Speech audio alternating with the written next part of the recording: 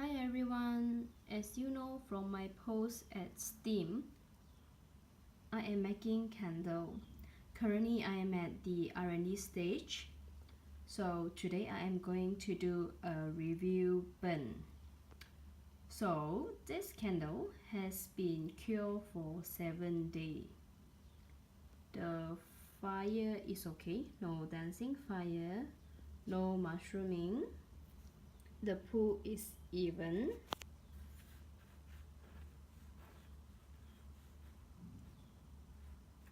As for the hot throw, it's alright. It's smell good, smell very light.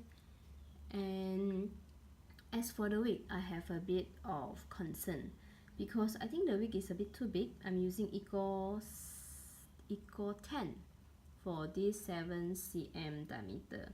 So I am thinking to change to a Eco 6 to test whether it's okay for this glass.